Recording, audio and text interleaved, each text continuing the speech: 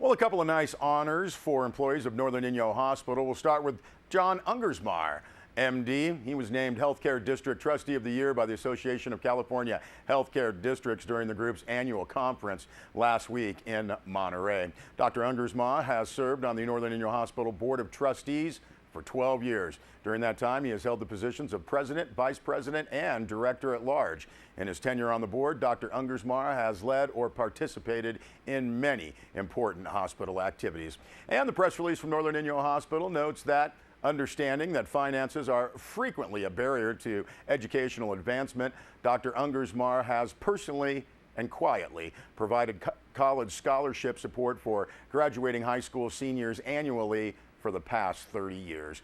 Dr. Ungersmeyer served as a naval flight surgeon and senior surgeon with the 1st Marine Division in Desert Shield as well as Desert Storm. His military career spans 48 years, 21 years of active duty and 27 years in active reserve in the Marine Corps as well as the Navy. A pioneer in many ways, Dr. Ungersmeyer was the first orthopedic surgeon to establish a practice in Bishop.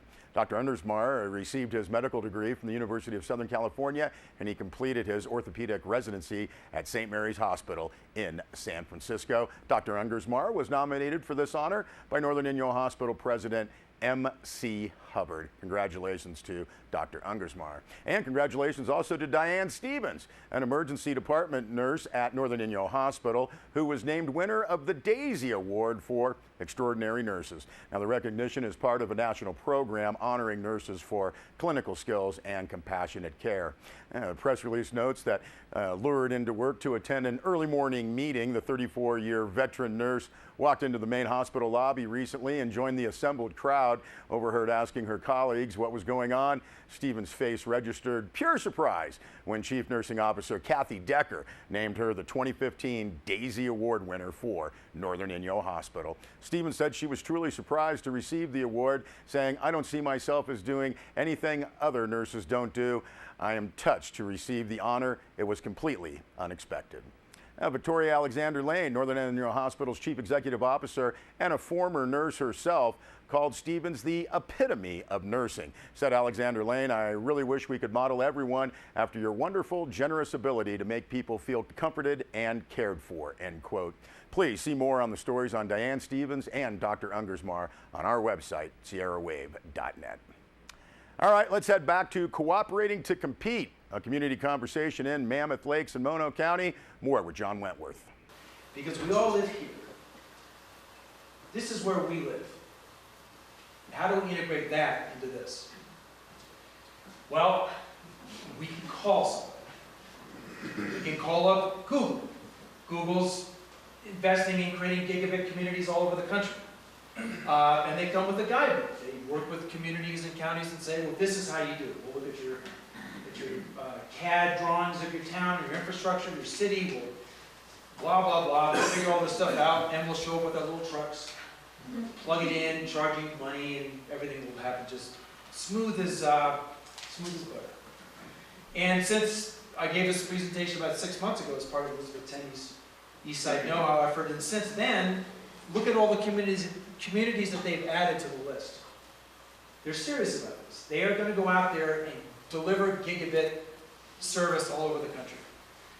But our situation, things are moving very quickly. Because Digital 395 was a $120 million investment by the state of California and the federal government. The federal government about $100 million, but a $20 million match from the state.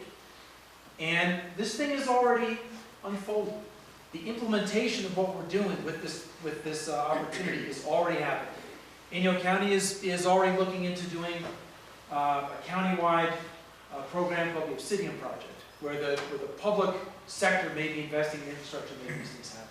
Mono County is deeply involved in this. Kern County is deeply involved in this. There's a wonderful nonprofit here that's working to get the word out to businesses and small enterprises and how to start connecting with this stuff.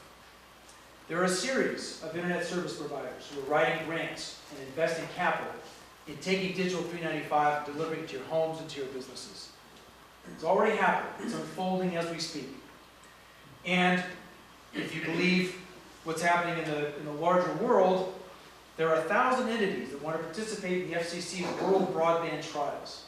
This is the federal government subsidizing companies to come into areas like ours and start doing those last mile connections, connecting us all with this stuff. That's happening on a federal level. So this thing is happening.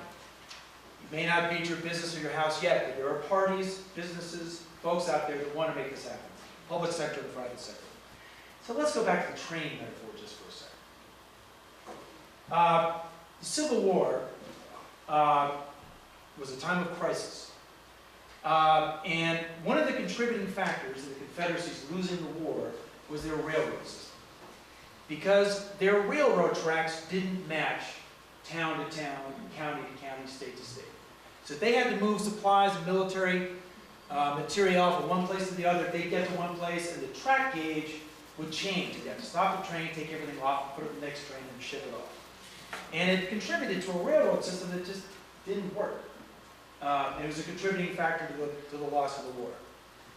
In New York City, back in the turn of the century, there were 3 different subway systems, 3 different independent companies, again, working in disparate, independent ways. And in about the 1940s, the city decided, look, we're going to bring these disparate technological things, the different technological platforms, and bring them together into one system, the New York City Transit System. Then they took it a step further. They took the subways, the buses, the bridges, a lot of commuter rail systems, and they put that all together in the Metropolitan Transit Authority. So if you go to New York and you want to get anywhere, you'll see this logo, you'll see a one-stop shop, and you can get wherever it is that you want to go.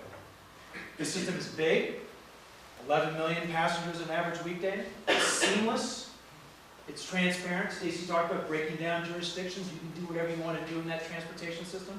It's all connected, and while it grows, it integrates. It's a growing system that's connecting with itself. It doesn't look like that. Are we going to be able to take Digital 395 and do it the New York City way and come up with a one-stop destination for your technology needs, whether it's industrial, wholesale, personal, business, whatever it is? That's a challenge. And that's something that I think we all want to talk about. So if we get it right, we will take maximum advantage of a once-in-a-lifetime opportunity. Always a good thing to do. We can grow our economy by the application of this industrial strength technology, and we can establish technology as a second pillar of our regional brand. Stacey talked about recreation, how important that is. How can we integrate this unique technology opportunity into, when you think of the Eastern Seaboard, think of recreation, but you're also thinking in terms of a technology destination. That could be a big thing to pull off. If we don't get it right, we're going to squander a once-in-a-lifetime opportunity. That's not a whole lot of fun. We could potentially compromise the entire region's economic future. If our rail tracks don't line up properly, we create a chaotic environment that's going to compromise what we can do in the future. And by doing that, we can potentially scare away potential opportunities. By confusing our brand, people would say, well, you've got all this technology stuff out there. They come out here, they ask that question, I want to plug into this thing. They get 9 different answers. Well, you guys you're chaotic, you don't know what you're doing. You can't give me that one-stop shop. You can't give me that one place that says, I want to do these things. And instead of giving a good, simple, direct answer, they could get chaos. And, well, if you do this in Lone Pine, you got to talk to these people. If you leave Vining and you're up north, you talk to these people. And that would be an undesirable outcome. So that's that. All right, and we'll have Colin Fernie's presentation coming up in future broadcasts. We'll be back with weather and sports.